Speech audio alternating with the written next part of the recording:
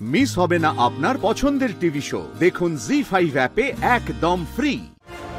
আচ্ছা, তখন থেকে কি আপনি আমাকে ভয় দেখাচ্ছেন? আপনি করে নিন, কাকে ফোন করার আছে, কি করার আছে করে নিন। আন্দাজ করেছিলাম জানেন তো স্যার, যে এখানে এসে কোনো কাজ হবে না এবং আপনার কাছ থেকেও নম্বরটা পাবো না, সেই কারণেই বাইরে থেকে নম্বরটা জোগাড় করে এনেছি। আপনার ভরসায় আসিনি। এসপি স্যারের নাম্বার আমার কাছে আছে এবং আমি ফোনটা করছি।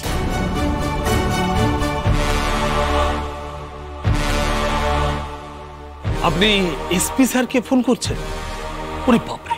আর আমি একেবারে ভয়ে টেবিলের তলায় গুটিয়ে পড়বো? হ্যাঁ, আপনি টেবিলের তলায় গুটিয়ে পড়বেন না কি করবেন সেটা আপনার ব্যাপার, কিন্তু আমাদের যে কাজটা করার কথা সেটাই করছি। উনি আমাদের জন্য কিছু করবেন না রে, ছাড় না, বাদ দে না। উনি তো করা বা না করার কেউ নন। উনি একটা পজিশন হোল্ড করেন, সেই জন্যই ওনার কাছে আমরা এসেছি। উনি আমাদের সাহায্য করতে বাধ্য। ওনার জায়গায় যে থাকবে সেই করবে। ওনার একটা মিশনারি আছে, ওনার একটা হায়ার অথরিটি আছে, তারা যেটা বলবে সেটাই তো উনি করবেন, সেটাই তো ওনার কাজ। हाँ सर, आप तो आपका काम ठीक से করছেন না, উল্টা इस तरह से बात করছেন कि একটা মেয়ে অসম্মানিত হচ্ছে, ওর ব্যবস্থা করছেন না। দাঁড়াই, ফোনটা করছি।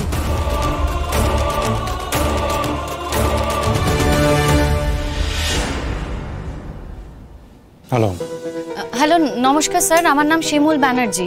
Yes, what can I help you with? Sir, আমরা লোকাল থানায় এসেছিলাম, এখানে জাস্টিস না পেয়ে আপনাকে ফোন করেছি। আমরা শ্রীরামপুরে থাকি, চণ্ডীতলা। আসলে স্যার, আমার দিদি বিপাশা মিত্র, 12-13 বছরে বিবাহিত জীবন, কিন্তু হঠাৎ করে একদিন ওনার হাজবেন্ড আরেকটি বউ এবং বাচ্চাকে নিয়ে বাড়িতে চলে আসে। কাউকে কোনো কিছু জানায়নি এই বিয়ের ব্যাপারে, এবং এখন আমার এই দিদিকে বলা হয় বাড়ি ছেড়ে চলে যাওয়ার জন্য। আমরা আপনাদের লোকাল থানায় এফআইআর করেছি, কিন্তু তাও কোনো স্টেপ নেওয়া হয়নি। উল্টে আমার দিদিকে বলা হচ্ছে যাতে সবকিছু মানিয়ে চলে। দেখুন, কেসটা কি অবস্থায় সেই বিষয়ে তো আমি কিছু জানি না। সেটা জানতে হলে আমাকে লোকাল থানা ওসির সাথে একবার ডিটেলসে কথা বলতে হবে, কারণ ফোনের উপরে আপনি যা বলছেন সেটাতে আমি স্পষ্ট করে কিছু বুঝতে পারছি না। আপনি একটা কাজ করুন, আপনি চাইলে আমার অফিসে চলে আসতে পারেন, সামনাসামনি বসে কথা হয়ে যাবে। হ্যাঁ স্যার, বলছি আপনি কবে সময় দেবেন সেটা যদি একটু বলেন। কাল আসুন। জেনারেলি আমি অফিসে 2টোর পর বসি, সকালে রাউন্ড টাউন থাকে। কাল 3টে নাগাদ চলে আসুন। আপনি এসপির অফিস কোথায় জানেন তো? হ্যাঁ হ্যাঁ, জানি চিনি। আমরা চলে আসবো স্যার, একদম 3টের সময় চলে আসবো। ঠিক আছে। বাই দ্য ওয়ে, ভিকটিম কে বললেন আপনি? আমার দিদি বিপাশা মিত্র। ওকে, ঠিক আছে, ওনাকে নিয়ে চলে আসুন, সামনাসামনি কথা হয়ে যাবে। Thank you sir. ওনার অফিসে কালকেই যেতে বলেছেন। দেখুন, আপনাদের একার কথাতে তো কিছু হবে না। উনি বললেন, আমারও তো কিছু বলার আছে। হ্যালো, আমি এসপি স্যার বলছি।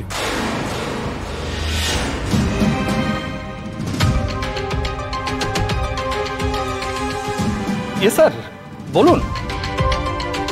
কি কেসটা বলুন তো, কি হচ্ছে আপনার থানায়? এই বিপাশা মিত্র কেসটা কি? কিছু না স্যার, একদম ফ্যামিলি ম্যাটার। ওনাদের অনেক দিনের বিবাহিত সম্পর্ক, তার মধ্যে ছেলেটা বোধহয় কারোর সঙ্গে অ্যাফেয়ার করেছে, একটা বাচ্চাও আছে, বাড়িতে নিয়ে এসছে।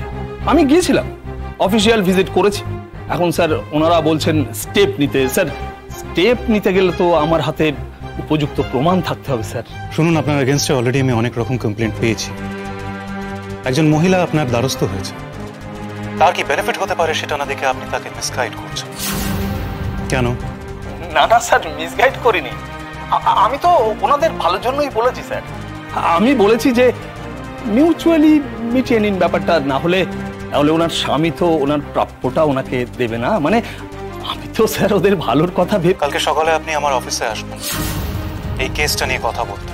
আর শুনুন, আপনার এগেনস্টে আমি অনেক রকম কমপ্লেন্ট পেয়েছি, আর এরকম কমপ্লেন্ট যেন না আসে। আপনাকে আমি আগেও বলেছি, এখনো বলছি, this is year final warning. আপনার সম্পর্কে আর কোনো অভিযোগ যেন না শুনতে পাই। Good day.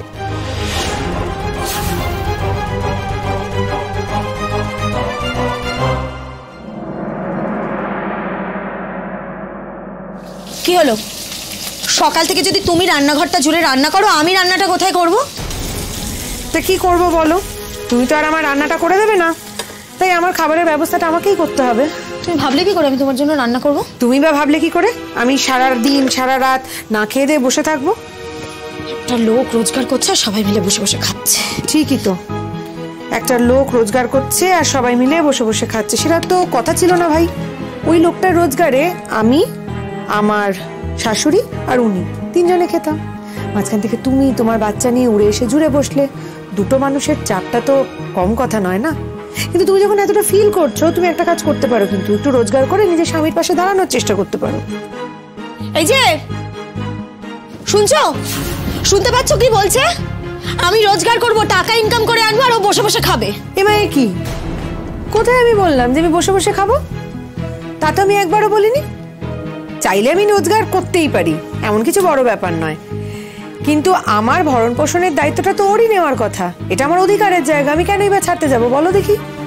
ও, তোমার অধিকার আছে আর আমার নেই? হ্যাঁ থাকতো। যদি দুটো বিয়ে এই সমাজে স্বীকৃত হতো তাহলে নিশ্চয়ই থাকতো।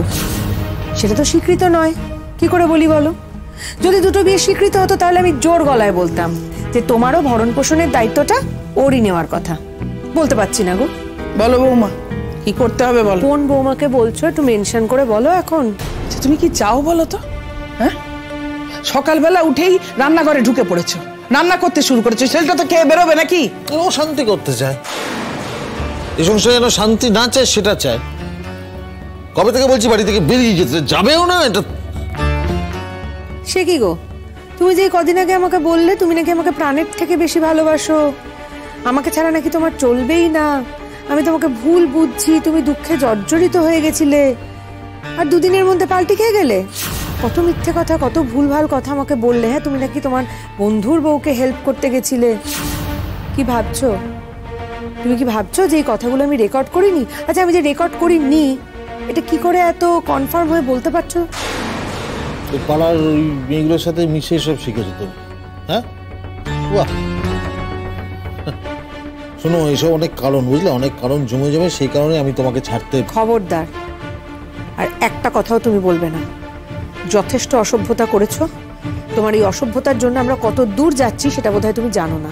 আর সেই তো, আমার সংসারটা নষ্ট না করলে তো তোমার চলবে না। বটেই তো, অবশ্যই।